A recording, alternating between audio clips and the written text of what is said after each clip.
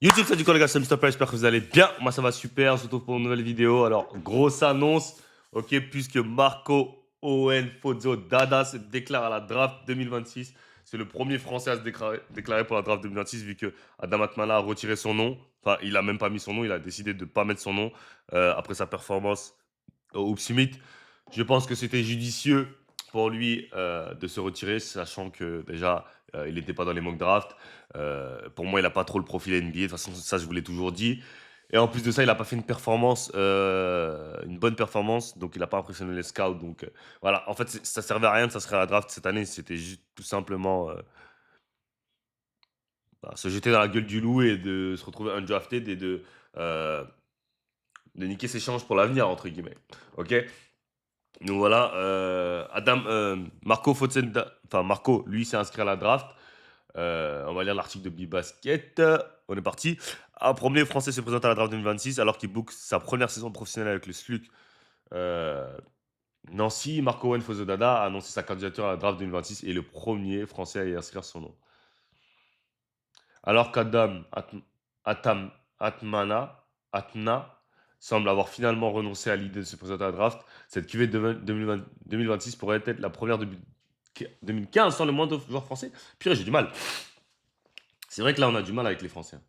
Certains tricolores vont essayer de se contrecarrer cette 17 annoncée. Oh là là, les termes employés. A commencer par Marco Fozzodada, qui a imité son coéquipier nancéen, Mohamed Amini, et a officiellement annoncé sa candidature à la draft.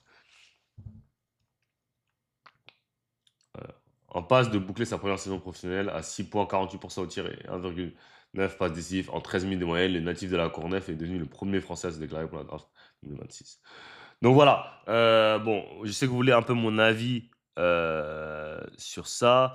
Alors, bon, c'est toujours bien de s'inscrire à la draft, parce que, surtout quand tu es européen, si c'est pour faire les tests, combine, les workouts NBA et avoir des feedbacks. Ce qu'on appelle des feedbacks, c'est des retours des teams NBA, des retours des scouts NBA, des teams NBA, ce qu'ils vont dire comment c'est le processus de workout, de voir où tu en es par rapport à ta compétition, parce qu'il faut savoir que quand tu vas faire des workouts NBA, bah, tu n'es pas tout seul. Des fois, tu as avec 3-4 gars qui s'inscrivent à la draft de ta même position, donc vous allez être en opposition et toutes ces choses-là. Et tu vas voir à peu près où tu en es, toi, déjà. Personnellement, où tu en es par rapport à ces gars-là, comment tu shootes, tes mensurations et tout ça. Et en plus de ça, ça te permet de te faire voir par les scouts NBA, par les teams NBA, de voir de plus proche. Et même si au final tu gardes pas ton nom à la draft, ils t'ont vu. Et l'année prochaine, si tu réinscris à la draft, ils savent, tu es dans leur fichier, etc. Même si, oui, ils l'ont déjà vu, Marco. Mais pour un mec, par exemple, qui n'a pas été au Young Star Game, euh, voilà, être à la draft. J'espère qu'il va être invité au NBA Draft Combine, parce que s'il est invité au Draft Combine, ça va être très très bien pour lui. Il va pouvoir se faire mesurer. Déjà, ils vont voir qu'il a une envergure de fou malade. On va pouvoir avoir sa taille, parce qu'il ne fait pas 1,80 m. Ça, c'est sûr, il ne fait pas 1,80 m. Donc voilà, toutes ces choses-là peuvent être bénéfiques pour lui. Pour moi, voilà. Après, je pense que voilà, c'est la NCA pour lui. Hein. C'est juste mettre son nom, voir ce qu'ils disent, et après à la NCA, parce que de toute façon, il n'y a rien à faire, enfin, il n'y a rien pour lui en France. Voilà, pour moi, cette année, il devait déjà jouer 30 minutes par match. Hein. Je sais pas pourquoi. Voilà, franchement, on lui aurait donné 30 minutes par match cette année, il serait first round. First round, mais bon, malheureusement, on lui a donné 13. Et voilà, mais pour moi, il a le potentiel de faire une très très bonne saison NCAA. Et voilà, voir ce que disent les teams NBA. Et voilà, mais je pense que c'est un move pour inscrire son nom et retirer ensuite. Voilà, moi je pense que c'est ce qui va se passer pour Marco. Mais je suis très content pour lui. C'est un bon joueur.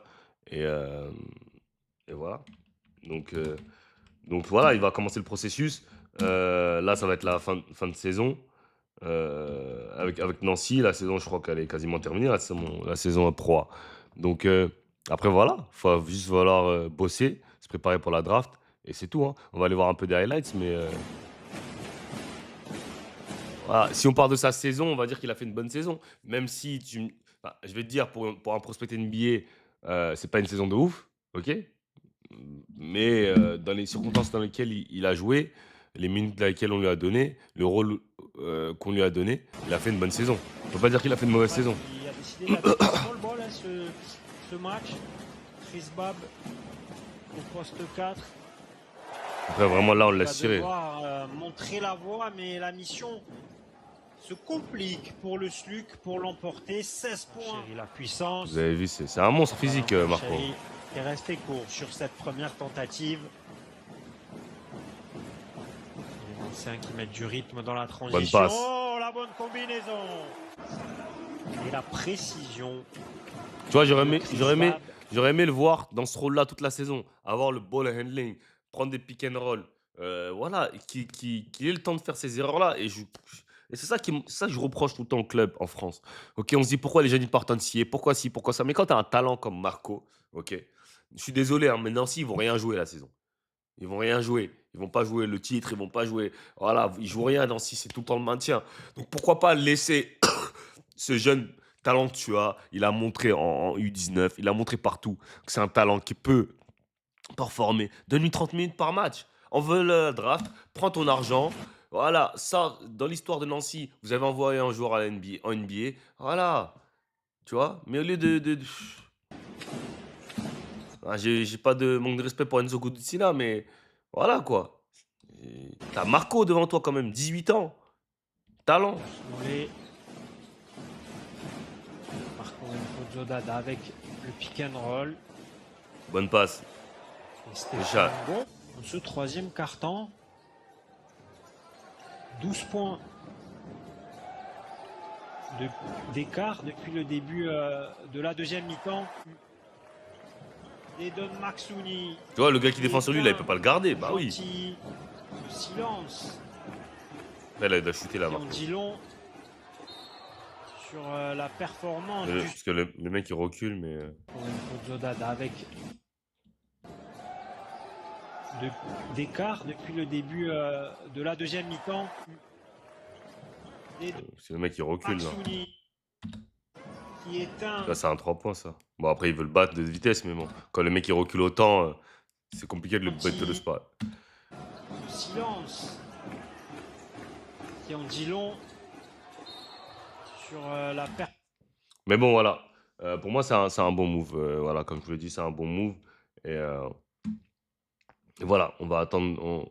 On va, voilà, on va attendre. On va attendre, on va voir ce qui va se passer. Mais on va suivre ce process avec d'un œil très très près. On va suivre ce processus de très très près. Et voilà, moi je pense que c'est un NBA point guard. Voilà. 6'3, 6'11 wingspan. C'est crazy. 6'11 wingspan is crazy. Crazy. Donc voilà, c'est un monstre physique. Ok, likez, commentez, abonnez-vous. Et à Mar, et on se voit pour une prochaine vidéo.